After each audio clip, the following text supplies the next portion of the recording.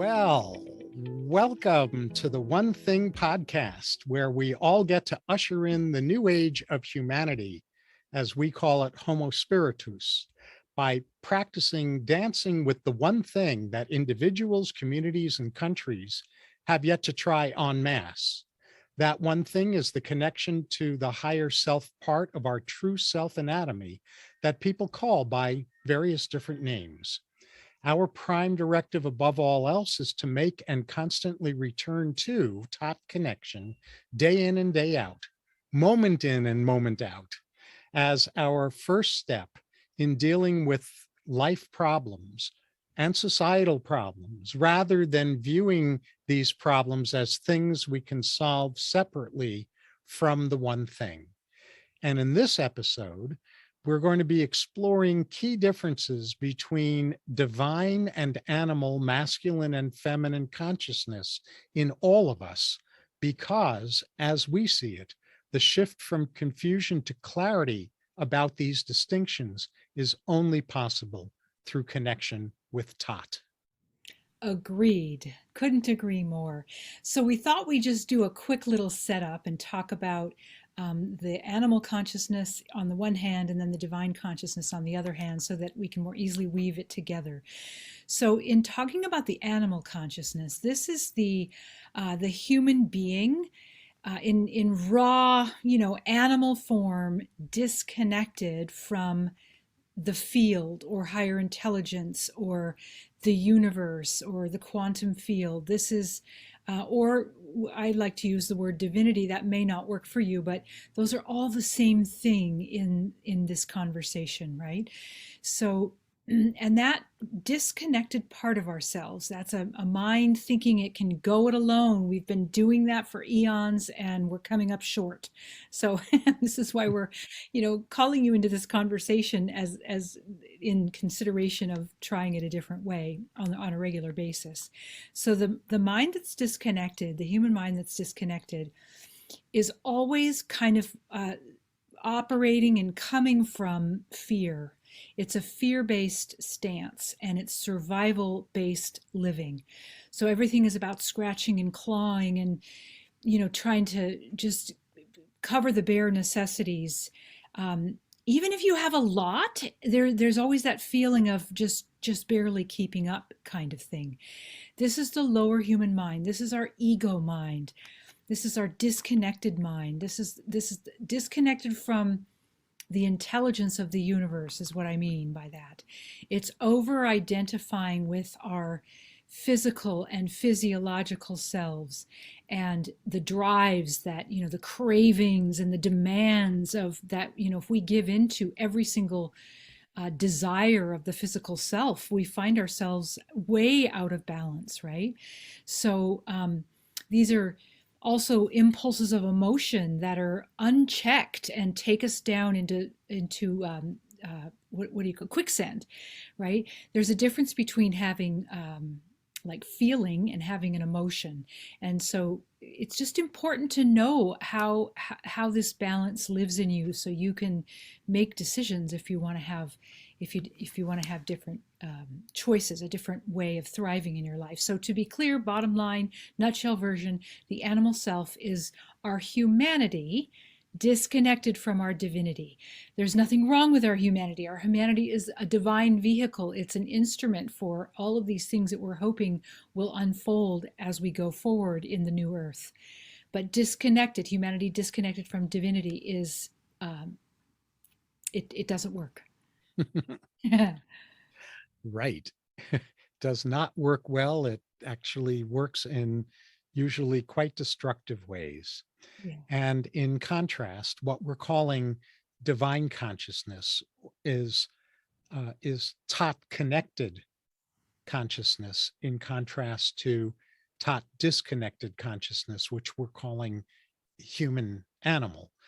So the divine is humanity connected to the field, to higher intelligence, to the universe, to the quantum level, to spirit, to source, whatever, again, whatever terminology you have for the one thing, the core qualities of which are being love-based and thriving-based in contrast to survival-based consciousness, which is animal consciousness.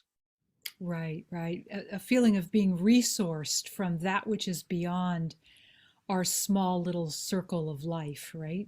That's a different, that's very different than survival. So let's now break down the masculine and feminine consciousness, and we'd like to just sort of front load this by saying this is a very short list. There's lots more to say, but we have to make choices somewhere and just say, okay, we're going to just talk about this much, so the general ideas hopefully put forward.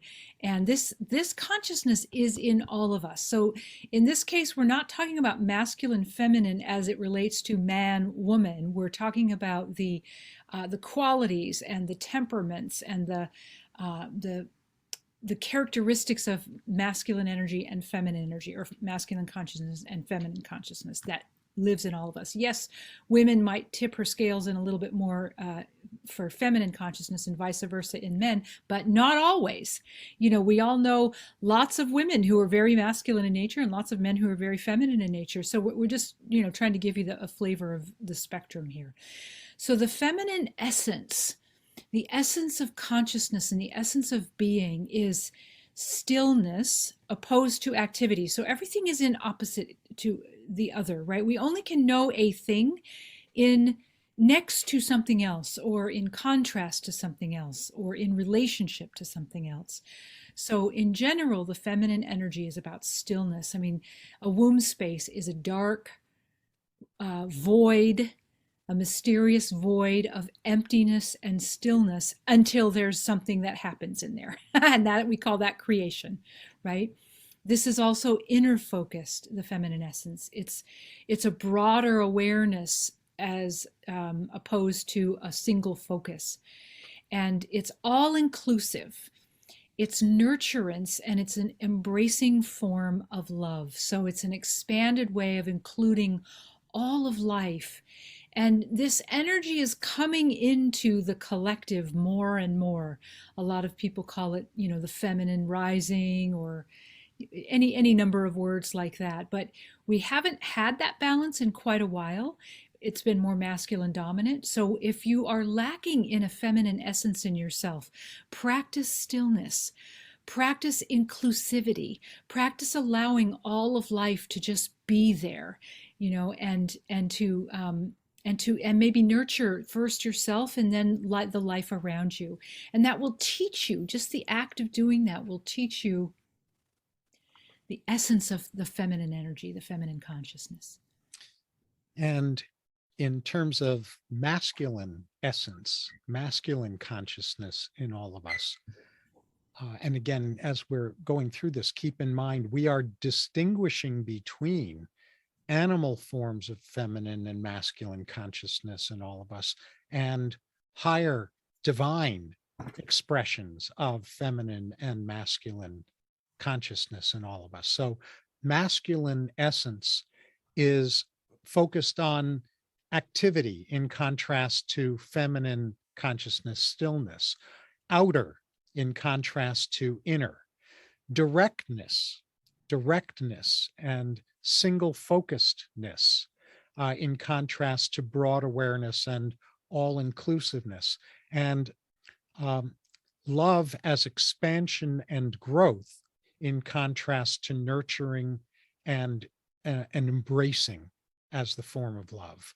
And what Lori's going to speak to right now is about the connection between the two, because the two of us are pretty clear, at least within ourselves, that a whole person is a blend of feminine essence and masculine essence at the consciousness level. Right. And so, as a person steeped in Chinese medicine, one of the ways I love to understand this is by way of yin and yang. So in the Tao, at first, in the very beginning, there was just one whole, all one. Everything was all the same thing. And then it split into the two.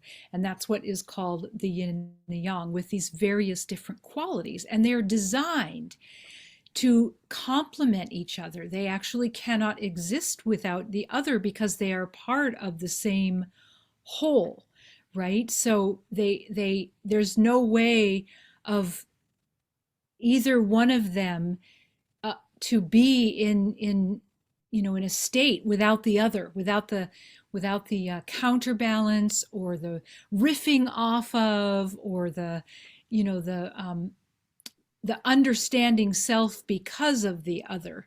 There's oftentimes people say, well, you can't know joy until you know its opposite. You can't know love until you know fear. Those kinds of things. Like, we have these contrasts in order to know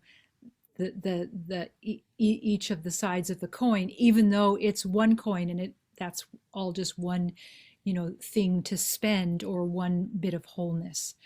So what perfect health, perfect mental, emotional, physical, and spiritual health is a really a good equal balance between the masculine and the feminine. Or if a little bit more masculine is needed at one point in time, then it comes back to balance, and vice versa. If a little more stillness is needed, then but it comes back to that balance. Well, I don't know very many people who have that, so that's what we're reaching for. That's what we have as a possibility, and even more well said, is probability for each of us. But we do have to cultivate that. We have to tend that balance, if you will. And what else was I going to say about that? Yeah, you're going to have to say that thing Sure. about young, honey. Sure. But there's just one last thing I was going to say about the balance between the two is this is really important, is that in the Chinese medical model, and it is beyond the medical model, it's this whole expression of the Tao, if you will, which is just a word for life, really, if we could say it that simplistically, is that yin nourishes yang, and yang moves and activates yin. So literally, without the other one, there would be no life force happening.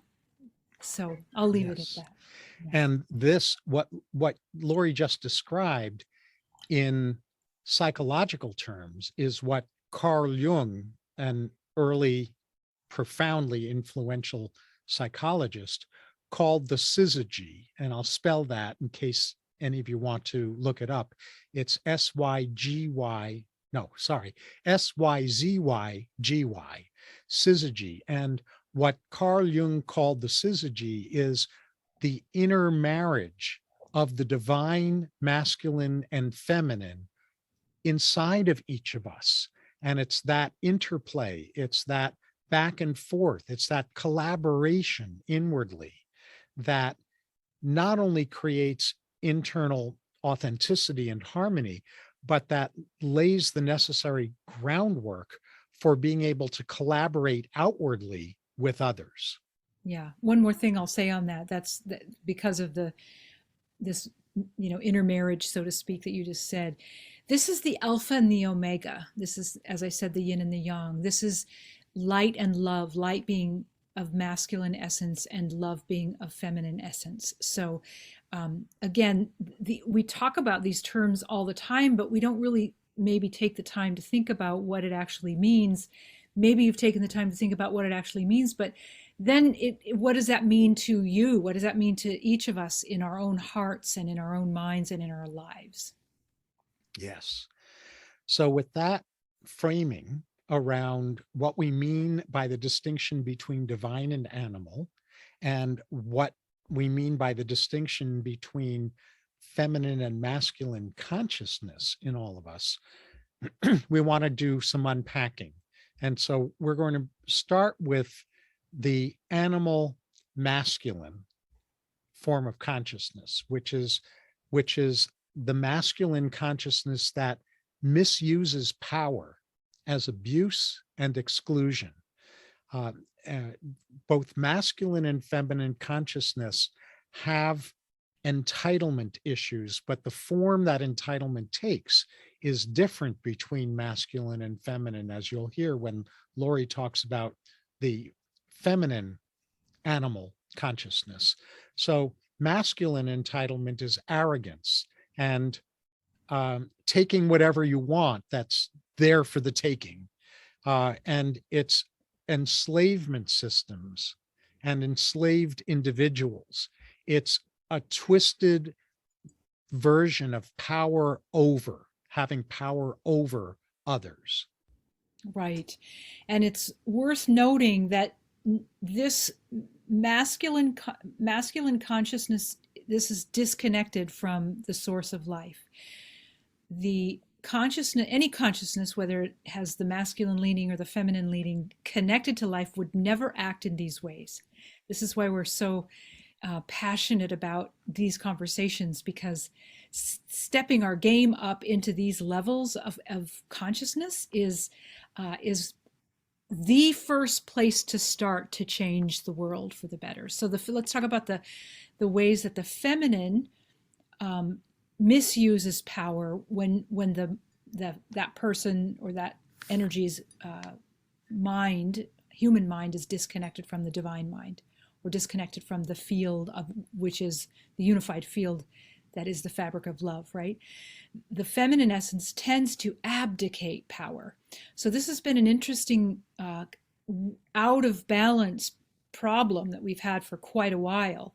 You know, masculine energy abusing power in general. This is a broad brushstroke, and feminine energy abdicating power. And this is And then shadow, there's masculine and feminine. This is shadow. the And animal then side. there's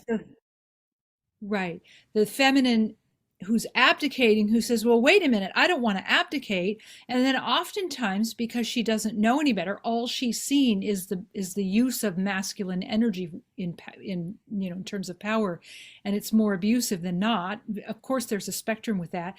So she goes into using that energy, or she can. Not everybody does this, but this is just, to give some scenarios, right?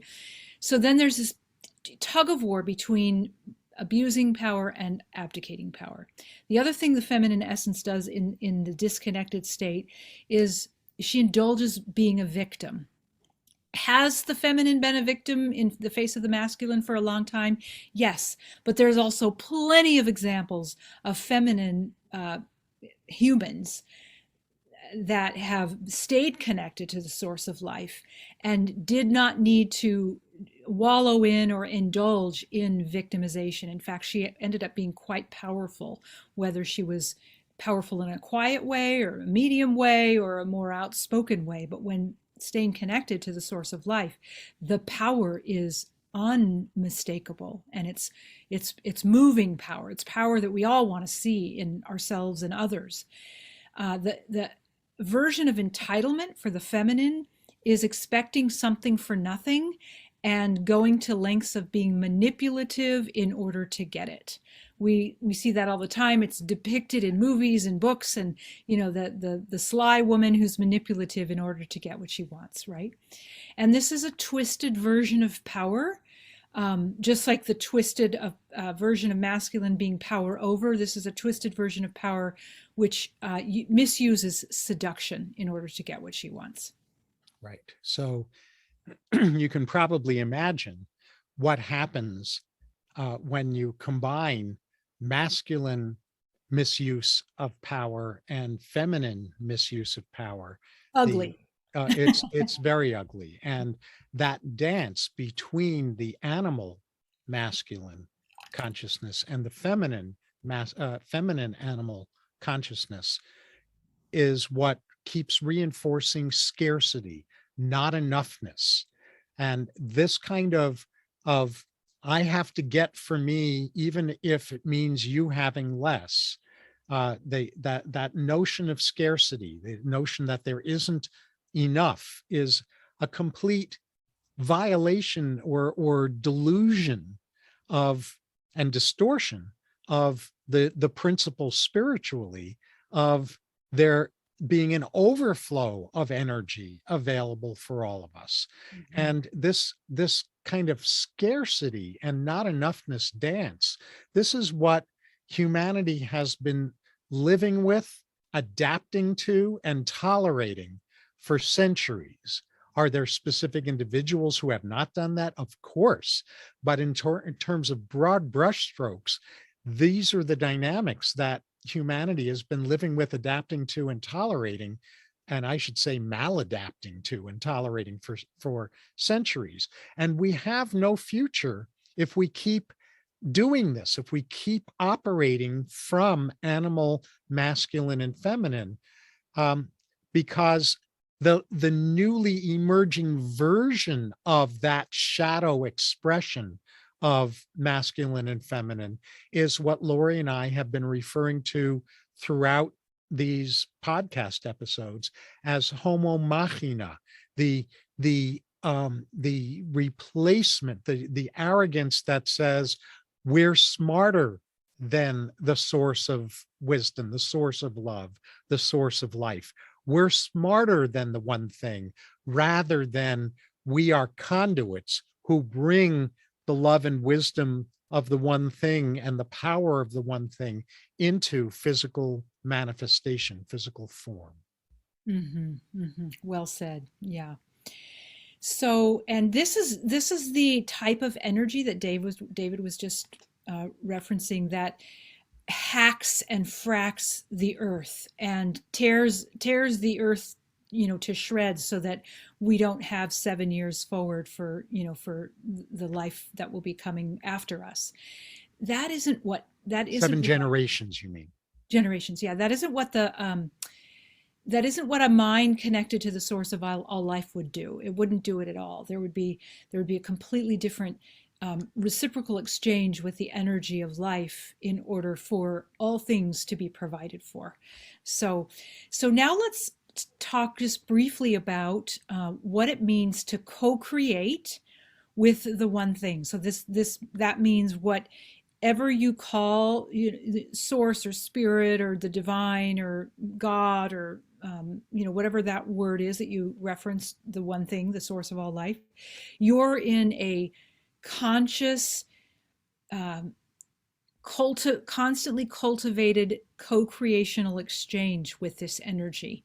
And so from the feminine embodiment perspective, in this conscious co-creative exchange, it is presencing a life force and its creation in order to co-create with this intelligence.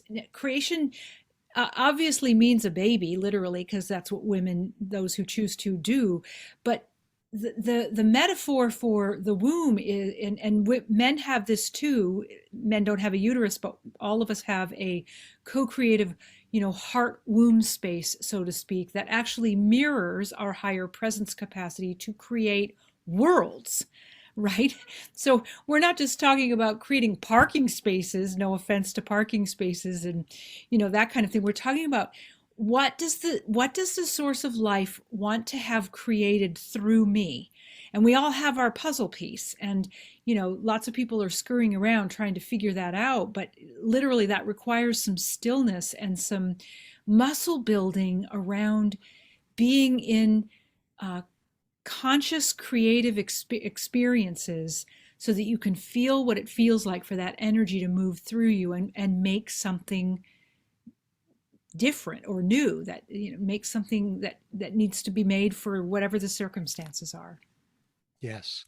And so, where the divine feminine is about presencing and creation in order to bring forth into the physical universe higher intelligence, And nurture mass life, I'll add too. and nurture, yes, and nurture life. Masculine embodiment in alignment with the one thing is wielding light as a lightsaber. So utilizing what is brought in through presencing and the creative act, turning that into form, wielding light as a lightsaber to co-create good in the world. That's in alignment with our higher wisdom, our higher intelligence, higher love. Yeah, beautiful. And let me just toss an interesting, David, we didn't even talk about this, but an interesting example, because what we're talking about, it all sounds good in concept, but what do you do in the moment when something is in your face? So for Mhm. example, I'm going to use this example because lots of people know about it. Did Will Smith actually need to go up on stage and slap Chris Rock? Well, that's what he chose to do. But if he were connected in a different way, would his higher self have prompted him to do that? I would, if I were a betting woman, I would say probably not. He would have found a way to wield his light in a way that was uh, that was that served everything involved, including himself. And that's my opinion. I don't know how you feel about that, uh, sweetie, but that's just an Well, example of. I think that having read and listened to his comments in the days following, I think he would agree. Right, and probably wished, but see, that's how quick the animal consciousness takes over. It's so quick. So we have to actually practice this and be very present so we can notice, and at least initially, maybe 2 out of 10 times we get it a little better, we get it a little different, we get it a little more connected, and then we just keep working at it to increase our odds of getting it in a connected way versus a disconnected way. So both masculine and feminine, um, we have this divine consciousness that is inherent in us. Like there's nothing lacking in the source of all life. It is all. It is enough. It is plenty. It is overflowing, if you will. So when we continuously connect with that, we don't have to wrestle with the I'm not enough, right? It's this energy is more than enough. And in fact, it's plenty. I like that word a little bit better than more than enough, because that, to my mind anyway, indicates just enough, just topped off. But I want it to overflow like a fountain, right? That's the enoughness. And this is the future that if more of us than not come from this perspective, we tip the scales in favor of Homo spiritus, and we build a very different world than history has ever, that is doesn't exist in history. We have to cause and create this and co-create this with divine intelligence in ways that seem maybe a bit uncomfortable and uncertain because we've never done it before. But what I know is that we won't be led astray when we're in connection with the intelligence of life. Yes, well said. So that leads us to takeaways. And what I really want to honor in our discussion here today is that this is kind of the quickest and yet meatiest overview of the differences between masculine and feminine consciousness in all of us, and the divine and animal expressions of masculine and feminine consciousness. And my belief is that that clarity is crucial, absolutely crucial for us to take our next leap forward as a species, as humanity. And so the first of the takeaways that we want to offer to you is to practice spotting and laying down animal masculine and animal feminine habits that have been programmed into so many of us as automatic reflexes, if you will, that we wrongly learned to believe that's who I am. It's not who we are, it's how we survived. So the first takeaway is practice spotting and laying down the animal masculine and feminine tendencies that we each have. Yeah. And another word for that would be surrender. And like David said, this idea of that's who I am, or that's just the way it is. Well, what if it's not? What if in exchange for surrendering what we think is true about a situation coming from an animal perspective, there's much more. There's like a hundredfold view that we can't see when we're so locked into an animal consciousness. And I suggest, because this is what I have found to be quite helpful, is to ask to be shown whatever of these essences are speaking to you. Take one at a time and connect with your higher presence and just say, show me the essence of this divine masculine quality or this divine feminine quality. Show me and help me know those energies in myself. And if you don't stop asking, you will keep getting. If you don't start asking. right? No, if you start asking and don't stop, you'll just Oh, keep getting it. Yeah. oh, I see. Yeah. Got it. Got it. Thank you. Yeah. Right. And so the third takeaway is we want to encourage you to do what both of us do on a daily basis, which is to practice bringing your divine masculine and divine feminine energies into your world in more and more here and now moments and situations. Don't just meditate and contemplate divine masculine and divine feminine. That's helpful for elevating clarity. But where the rubber meets the road is in bringing that awareness to bear in what we say it, what we do, and how we do it in any given here and now moment and situation.